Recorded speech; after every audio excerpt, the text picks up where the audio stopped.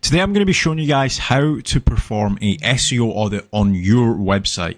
Now I'm aiming to complete this video in under 10 minutes, but if I don't, it's probably because I've went into a little bit more detail as to certain items that you actually need to take a look at.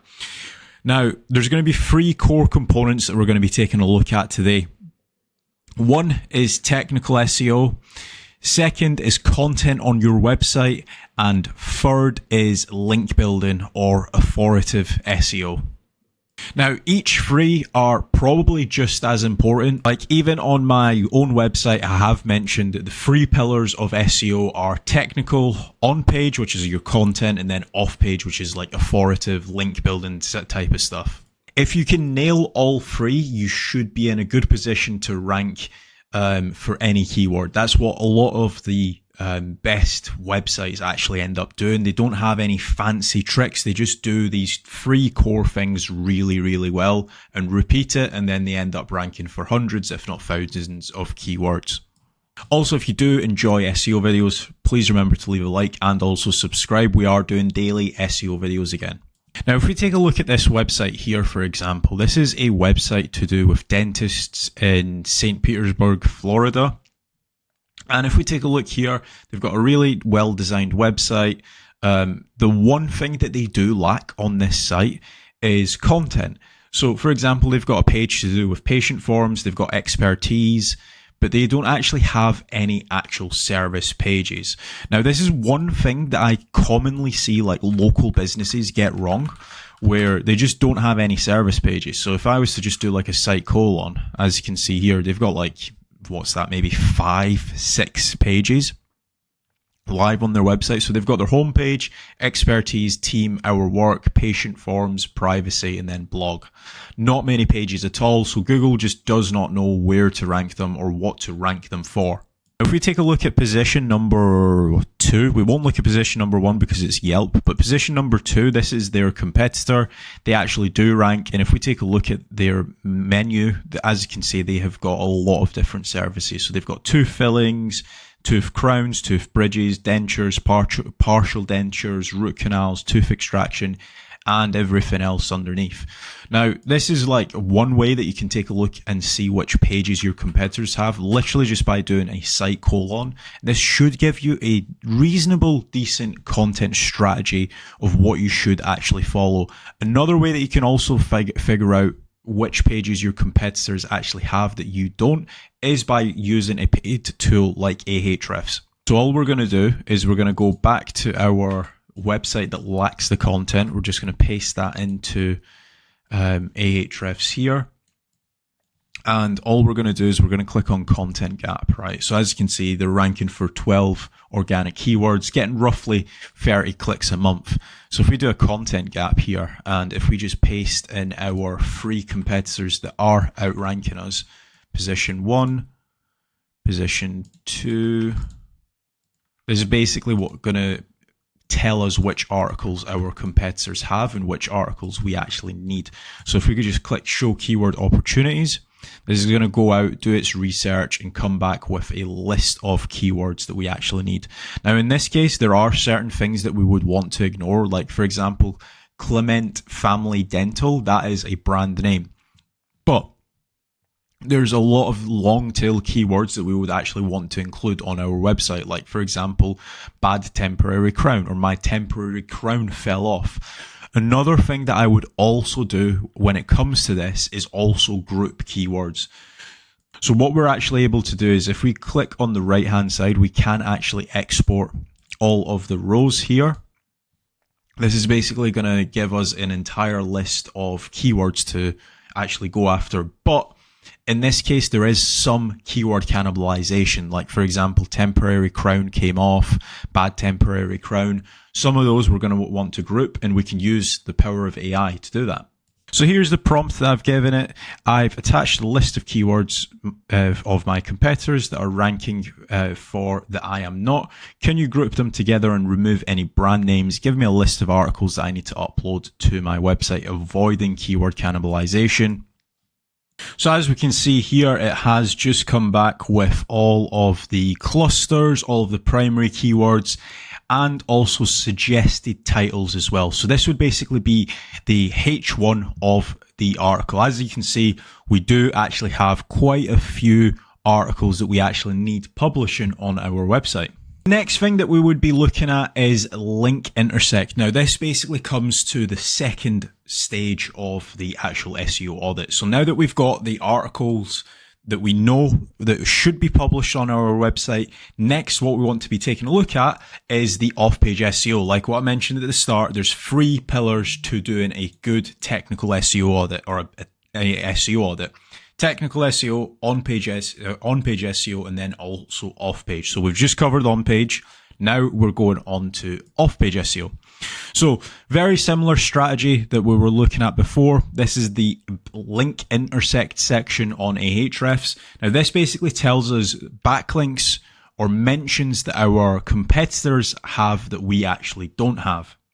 So what we would want to basically take a look at is we want to set up a few filters. We want to make certain that first of all, the links that we're taking a look at are obviously do follow. In some cases, if you have got 3 competitors plugged in and you take a look at their backlinks, there might be thousands, right? And in some cases that can be a little bit scary, and in some cases it might also be unachievable. But if we set up a few different filters, we can actually filter out the spammy links, because not all of the 322 backlinks here are going to be pushing power and authority to our competitors. So if we take a look at do follow links only, then if we add a filter,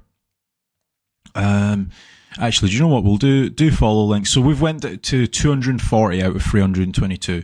We're also going to add a DR filter from, let's say, DR 10 to maybe 65, right? That's also going to get rid of a lot of spam. The next thing that we want to take a look at as well is we want to actually remove any links that do not get any traffic. As you can see here, we've got a jobsapp.info.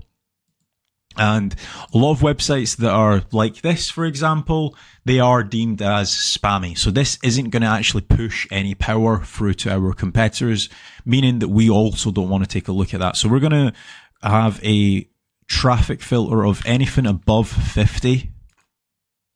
And as you can see here, we've already went down to 40 links now. So as you can see, these would be the links that I would be potentially reaching out to. So as you can see here, we have got 16 different domains that we could actually do a little bit of a spot check and then potentially reach out to. So we've got some business websites, this is like Business Daily Media. That's totally fine. We have got streetcheck.co.uk. This is like a directory style site. Let's take a look at some others. We've got keyworkerdiscount.uk. So this is like a discount site. And we've got a few other sites here as well. Now, in this case, all that we would basically want to do is do some basic outreach. Now, I won't show you how to do outreach in this video. If you do want me to cover that, do let me know in the comments below. Just comment outreach video and I'll do a separate video. But this is basically just basic outreach. We would basically reach out to these websites. We would find the contact information via either a contact form or using a tool like hunter.io. Reach out to them saying like, hey, is there any chance that you can mention us in a article, and then link back to us. A lot of the times websites like these will charge you for like the content or the time being spent on producing the content and publishing it, but that's the game of SEO.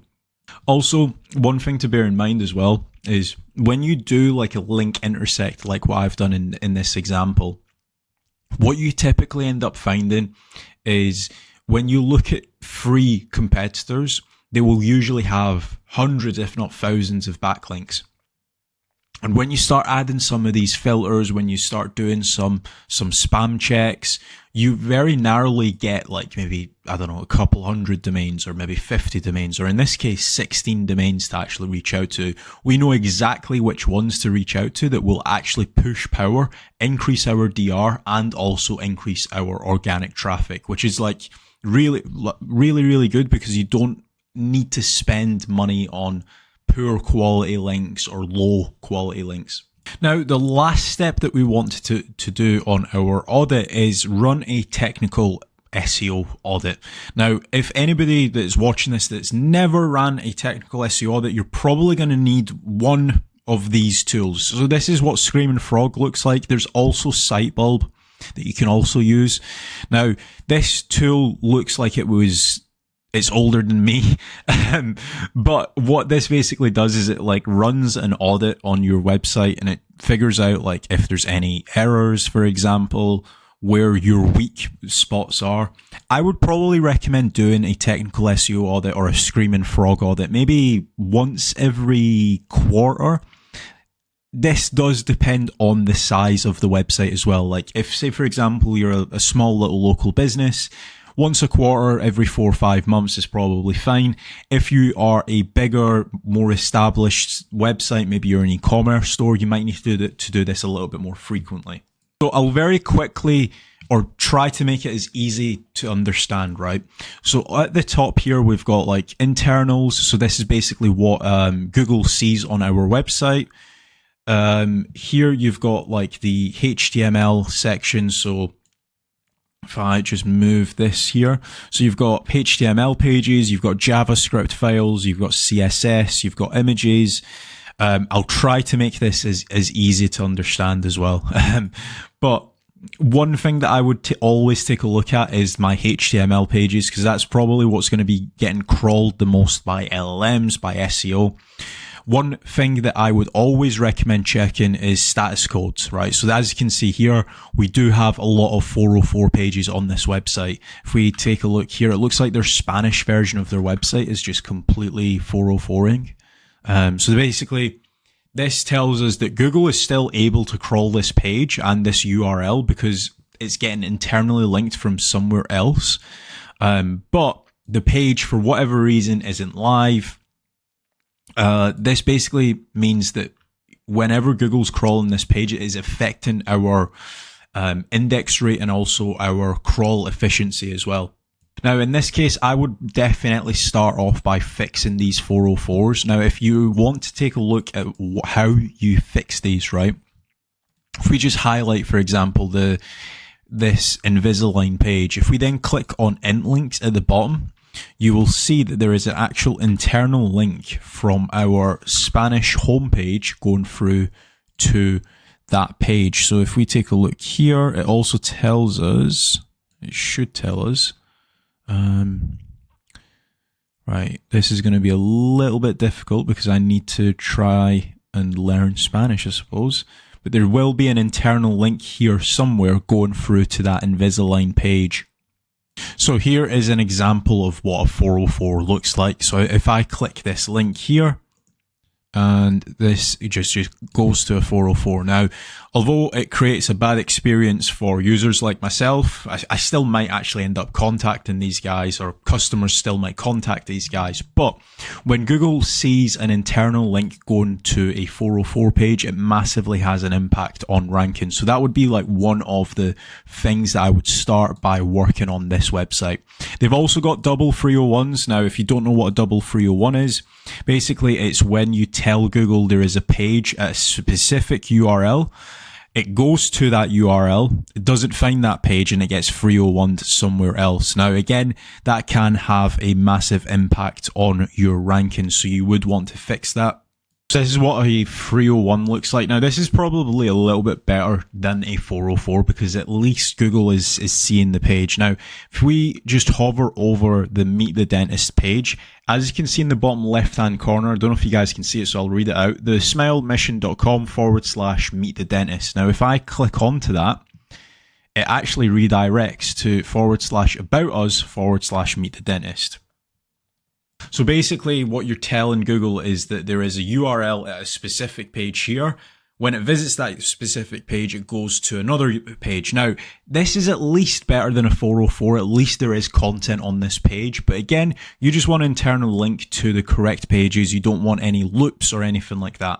Now, the reason why this is an issue is because you are creating friction when Google or even LLMs come and visit your website. If you have a lot of frictions, that basically means that Google will dislike your website. It will take longer for Google to crawl and also index your website as well. Also, by the way, as a side note, if you want me to do a complete Screaming Frog technical SEO audit, do let me know, because this probably deserves like maybe a 1 or 2 hour video, or maybe even I do like a live stream where you guys give me a website. I actually run the audit myself, and I show you exactly step by step what is missing, what's needed to do, and what needs fixing. But very quickly in this, these would be like the 2 or 3 things that I would be fixing. So the 404s I would fix, the 301s I would fix.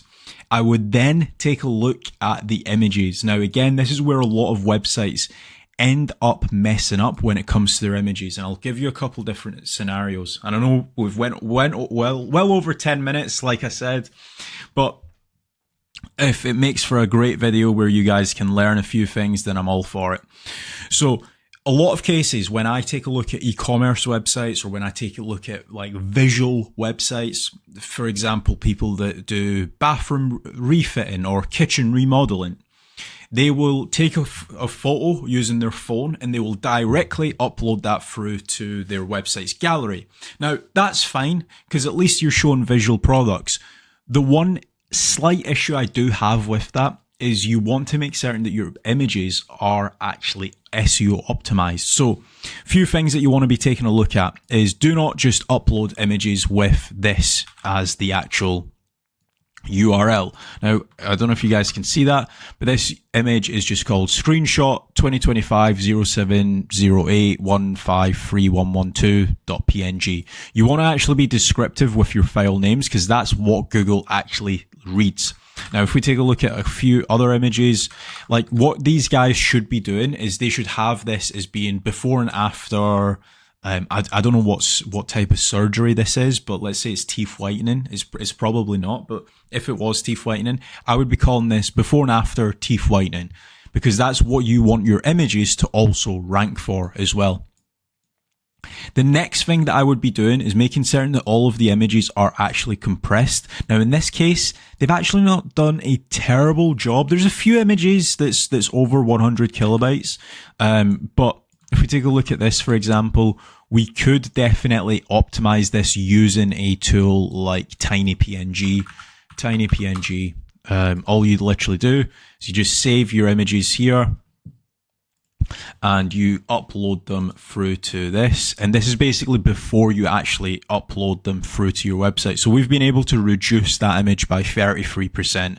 So all of these little small increments can definitely go a long way. It almost stacks up. So if you can shred off, let's say 30 kilobytes of every single image, then that can definitely add up and compound when it comes to your SEO efforts.